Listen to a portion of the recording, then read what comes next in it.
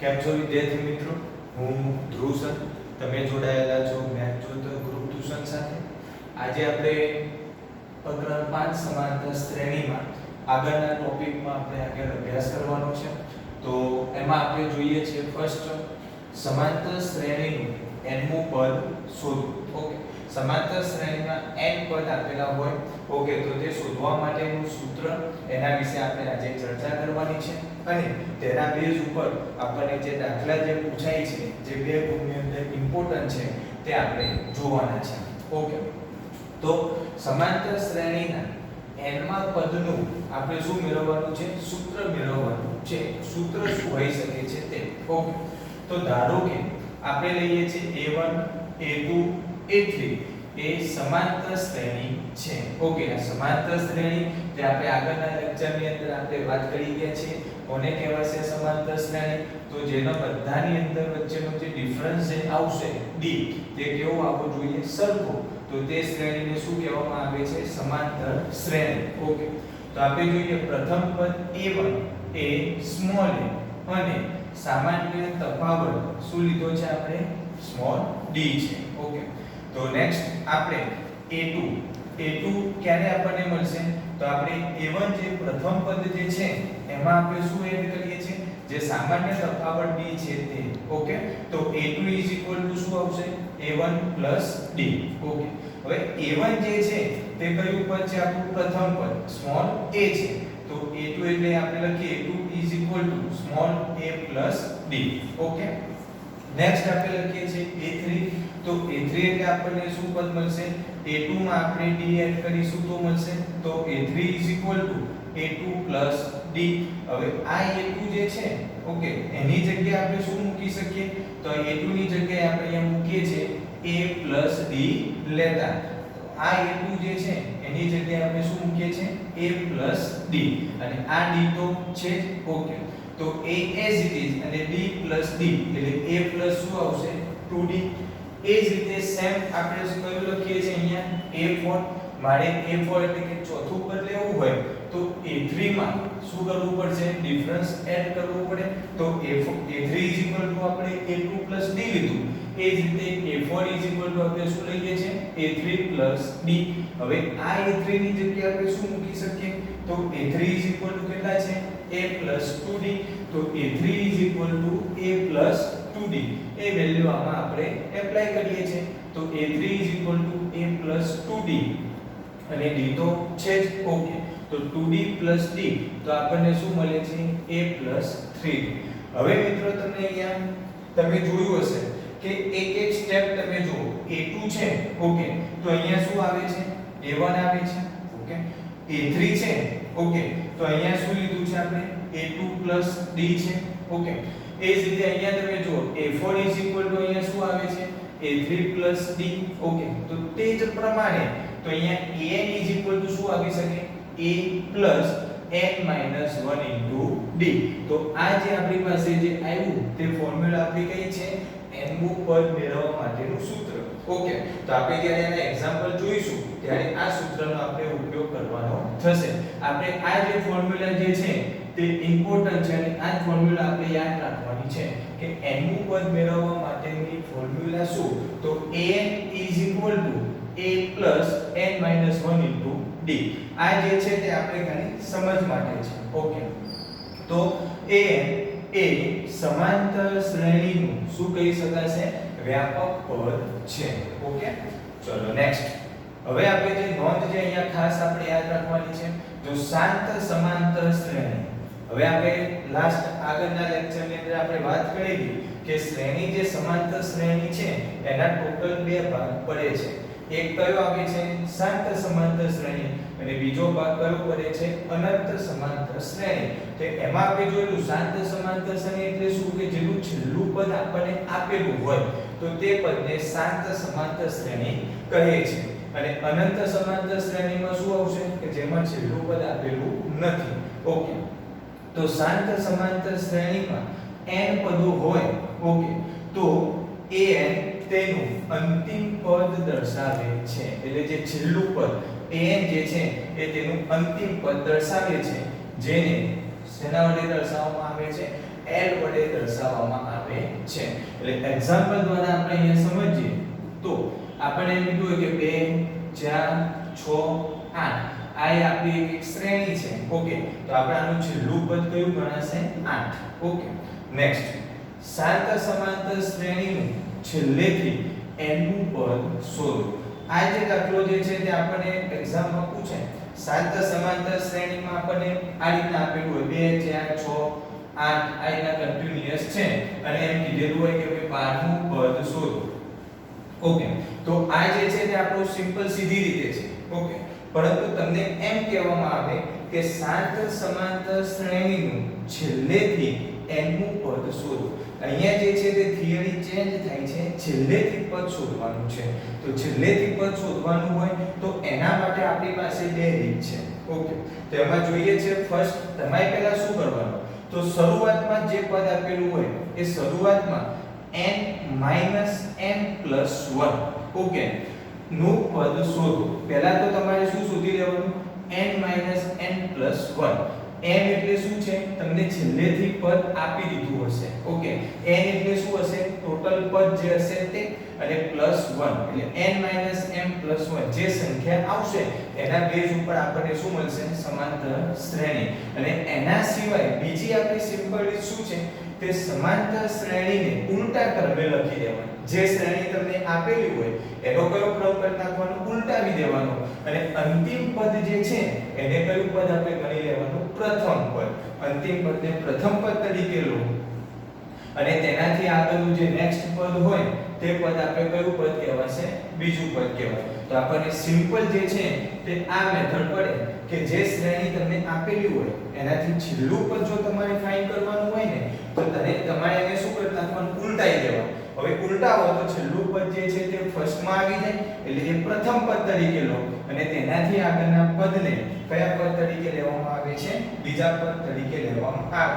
તો આજ આપણે શેની વાત કરી કે શાંત સમાંતર શ્રેણીમાં છેલ્લેથી n નું પદ શોધવું હોય તો શું? ઓકે, અહીંયા આપણે જે વાત કરી શાંત સમાંતર શ્રેણીના n પદો હોય તો તેવા n નું અંતિમ પદ દર્શાવે છે અને તેને કયા વડે દર્શાવવામાં આવે છે? l વડે દર્શાવવામાં આવે છે. અને આ જે સૂત્ર જે છે તે an a + n - 1 * d. આ સૂત્ર આપણી પાસે કયું છે કે n નું પદ શોધો. તમને શ્રેણી આપેલી હશે. ઓકે, એની n નું પદ એટલે કે 11 નું પદ, 12 નું પદ, 14 નું પદ એ જે શ્રેણી જે છે તે આપણે ફાઇન્ડ કરવાની છે. તો આજના લેક્ચરમાં આપણે આના બેઝ ઉપરના જેટલા પણ દાખલા જે છે તે આપણે જોઈશું જેથી કરીને તમને વધુ ખ્યાલ આવે. ઓકે, તો જોઈએ છે આના દાખલા. ઓકે, તો આપણે જે વાત કરી કે n નું પદ શોધવા માટેનું સૂત્ર તો an = a + n - 1 * d. તો આ જે સૂત્ર ઉપરથી આપણે જે દાખલા જે જોવાના છે તો એમાં આપણે પહેલા સમજીએ છીએ ઉદાહરણ 3. ઓકે, તમને આપેલું છે 2 7 12 માં 10મું પદ શોધો. ઓકે, પહેલા તો આપણે સમાંતર શ્રેણી હશે તો આપણે ચેક કરી લઈએ. ડિફરન્સ તમે ખાલી રકમમાં જોઈને તમને ખબર પડે કે 2 અને 7 વચ્ચેનો ડિફરન્સ કેટલો છે? 5 છે. 12 અને 7 વચ્ચેનો ડિફરન્સ કેટલો છે? 5 છે. એટલે સમાંતર શ્રેણી છે એનું કયું પદ આપણે મેળવવાનું છે? 10મું પદ મેળવવાનું છે. તો સૂત્ર આપણી પાસે આ છે. કરીએ સોલ્યુશન. ઓકે, તો 10મું પદ આપણે લેવાનું છે તો n બરાબર શું આવશે? 10 આવશે કારણ કે અહીંયા 10મું પદ છે એટલે n બરાબર 10. ઓકે, નેક્સ્ટ a બરાબર આપણી પાસે શું છે? પહેલું પદ જે છે તે 2 છે એટલે a બરાબર શું આવશે? 2 આવશે. અને બીજો આપણે સૂત્રમાં કોની જરૂર છે? d ની જરૂર છે. તો d = 7 - 2. તો 7 - 2 એટલે કેટલા આવશે? અહીંયા 5 આવશે. એટલે d = કેટલા થઈ ગયા? 5 થયા. હવે આપણું સૂત્ર આપણે લખીએ તો an = a + n - 1 * d. બસ હવે આપણે જેટલી વેલ્યુ આપણે ફાઇન્ડ કરી છે એ વેલ્યુ આમાં એપ્લાય કરીએ. n બરાબર 10 છે એટલે અહીંયા હું શું લખી શકું? a10 લખી શકું. a તરીકે કોણ છે? 2 છે. ઓકે, આ n તરીકે કોણ છે? 10 છે.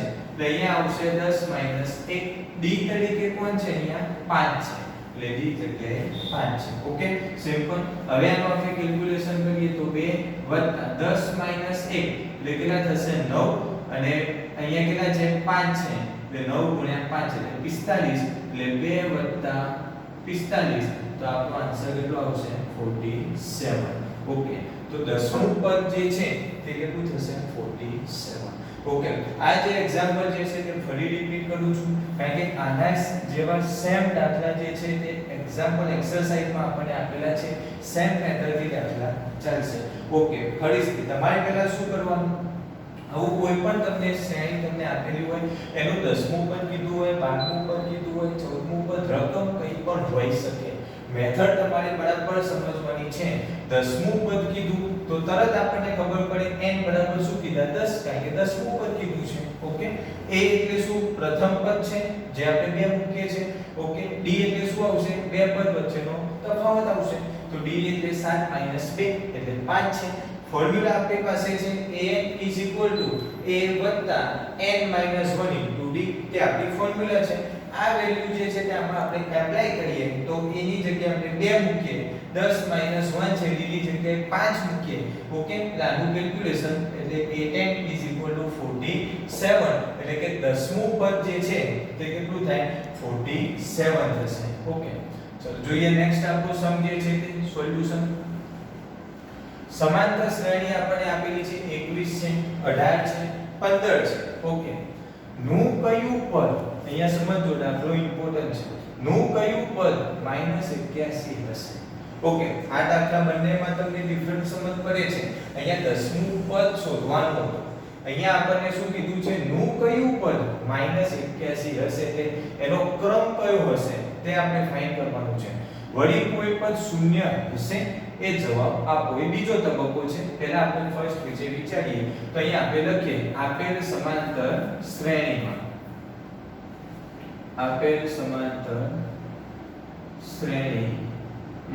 ચલો આપેલ સમાંતર શ્રેણીમાં આપણે જે વેલ્યુ આપણે ફાઇન્ડ કરવાની છે તે કરો. તો a બરાબર તમારી પાસે કેટલા છે 21 છે. ઓકે તો a બરાબર આપણે કેટલા લખી નાખીએ છે 21. ઓકે d બરાબર આપણી પાસે કેટલા આવશે 18 સોરી d બરાબર આપણી પાસે ઓકે 18 - 21 તો 18 - 21 તો આપણો આન્સર કેટલો આવશે -3. ઓકે આપણે શું ફાઇન્ડ કરવાનું છે કયું પદ -81 હશે તો એનો મતલબ n શું છે તે આપણને ખબર નથી એટલે n પ્લસ ના ચિહ્ન પરંતુ an જે છે તે આપણી પાસે કેટલા છે -81. ઓકે an આપણને -81 આપ્યા છે તો સૂત્રમાં આપણે એપ્લાય કરીએ. ઓકે તો અહીંયા લખીએ છીએ સૂત્ર an = a + n - 1 * d. Okay ચલો હવે ફોર્મ્યુલા an તરીકે તો અહીંયા કેટલા મૂકશો તમે -81 એટલે અહીંયા હું મૂકું છું -81. a તરીકે કેટલા છે આપણી પાસે 21 છે એટલે અહીંયા આવશે 21. ઓકે n શું છે તે આપણે જાણતા નથી એટલે n - 1. d કેટલા છે તો -3 તો અહીંયા હું મૂકી દઉં છું -3. ઓકે હવે આનું કેલ્ક્યુલેશન સમજો જરા. અહીંયા -81 છે, અહીંયા 21 છે પ્લસ n - 1 * -3. ઓકે હવે આ 21 જે છે ઓકે એને આપણે પહેલા ક્યાં લઈ લઈએ છે આપણે લેફ્ટ હેન્ડ સાઈડ લઈએ તો આ 21 કોની સાથે જોડાયેલા છે પ્લસ સાથે તો અહીંયા શું આવી જશે માઈનસ થઈ જશે. ઓકે તો પહેલા કેલ્ક્યુલેશન કરીએ તો -81 અને અહીંયા શું આવશે -21 n - 1 અહીંયા શું મૂકી શકાશે -3. હવે અહીંયા સમજવાનું છે આ બંનેનું તમારે શું કરવું અહીંયા કન્ફ્યુઝન થાય છે કે અહીંયા માઈનસ કરવો પ્લસ કરવો સાઇન શું આવે છે તે. તો ફરીથી આપણે રિપીટ કરી દઉં છું કે જ્યારે પણ તમારી પાસે ચિહ્નો કેવા આવે સરખા, ચિહ્નો સરખા આવે ને તો મિત્રો હંમેશા શું કરવાનું સરવાળો અને ચિહ્ન કઈ સંખ્યાનું આવે મોટી સંખ્યાનું. તો અહીંયા હું કરું છું 81 અને વત્તા અહીંયા 21 કરો તો આ બંનેનો સરવાળો શું થશે 102. ઓકે સરવાળો જે આપણો થાય છે 102 પણ અહીંયા વિદ્યાર્થીઓ ઉતાવળમાં શું કરે છે 102 લખી દે છે પરંતુ તમારે સમજવાનું છે મિત્રો ચિહ્ન મોટી સંખ્યાનું આવશે. ઓકે તો અહીંયા કેટલા આવશે -102.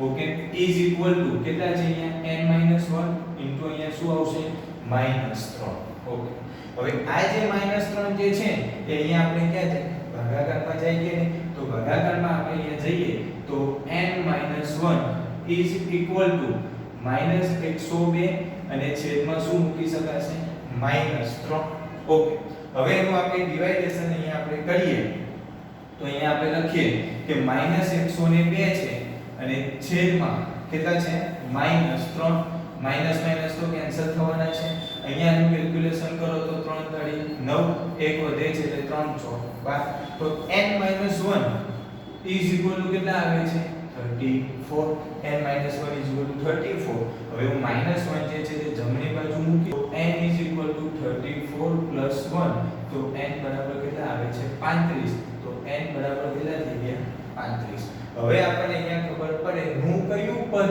-81 હશે તો 35 નું પદ શું હશે -81 તો અહીંયા આપણે લખી નાખવાનું કે 35 નું પદ -81 હશે ઓકે ચલો ફરીથી આપણે દાખલો રિપીટ કરીએ છીએ જોઈએ સમાંતર શ્રેણી શું આપેલી છે આપણને 21 છે 18 છે 15 છે નું કયું પદ -81 હશે વળી કોઈ પદ શૂન્ય આ તબક્કો આપણે બીજો છે તે આપણે કન્ટિન્યુઅસ કરવાનો છે પહેલા અહીંયા ખાસ ધ્યાન આપીએ ઓકે નું કયું પદ એટલે કે પહેલું પદ તો a બરાબર કેટલા આપી લીધા 21 છે d તરીકે શું આવશે બંનેનો ડિફરન્સ લેવાનો છે ઓકે 18 - 21 હંમેશા જો અહીંયા ખાસ વિદ્યાર્થી મિત્રો ધ્યાન આપજો ડિફરન્સ જ્યારે આપણે કરવાનો થાય તો હંમેશા શું કરવાનું આ a1 છે આ a2 છે તો હંમેશા શું કરવાનું a2 - a1 કરવાનું ઉતાવળમાં શું કરશો 21 - 18 કરી દેશો 21 - 18 જો કરશો ને તો અહીંયા આન્સર કેટલો આવશે +3 આવશે +3 આવશે તો આખો દાખલો તમારો કેવો આવશે જવાબ ખોટો આવશે અને દાખલો ખોટો પડશે એટલે ખાસ ધ્યાન અહીંયા આપવાનું છે અહીંયા ડિફરન્સ કયો લેવાનો છે a2 - a1 અહીંયા માઈનસ પ્લસ આવે એની સાથે આપણને કોઈ મતલબ નથી કારણ કે આપણે અહીંયા વાત કરેલી છે આગળના લેક્ચરમાં કે સામાન્ય તફાવત તો ધન પણ આવી શકે ઋણ પણ આવી શકે શૂન્ય પણ આવી શકે ઓકે પણ n જે છે ને એ હંમેશા શું હોય ધન હોય હું નોંધમાં પછી લખું છું ઓકે તો અહીંયા n આપણે ફાઇન્ડ કરવાનું છે કયું પદ એટલે an કેટલા છે -81 ફોર્મ્યુલા જે આપણે જાણીએ છીએ ફોર્મ્યુલા એપ્લાય કરો an a n - 1 * d અને an તરીકે અહીંયા -81 મૂકું છું a તરીકે આપણે કેટલા મૂક્યા છે 21 n તો આપણે કઈ જાણતા નથી d તરીકે કેટલા છે -3 આ 21 છે એને હું ડાબી બાજુ લઈ લઉં છું તો -81 -21 n - 1 * -3 આ બંનેનું કેલ્ક્યુલેશન કેટલું -102 n - 1 * -3 ને જો તમે ડિવાઇડેડમાં એટલે કે ભાગાકારમાં તમે કરશો તો n - 1 કેટલા આવશે 34 1 ને આપણે પ્લસમાં કરીએ તો n બરાબર કેટલા આવશે 35 તો 35 નું પદ જે છે તે કેટલું આવે -81 તો મિત્રો હવે તમે આવો સેમ કોઈ પણ પ્રકારનો દાખલો આવે તો હવે તમને આવડે ઓકે હવે નેક્સ્ટ આપણે જે દાખલો છે એમાં એ કન્ટિન્યુ કરીએ છીએ ઓકે હવે આપણે આ દાખલો આપણે કન્ટિન્યુઅસ કરીએ છીએ વળી કોઈ પદ શૂન્ય હશે તે આપણે ચેક કરીએ છીએ ઓકે તો અહીંયા આપણે લખીએ કે an is equal to 0 થાય an is equal to 0 થાય તેવું કોઈ પદ શક્ય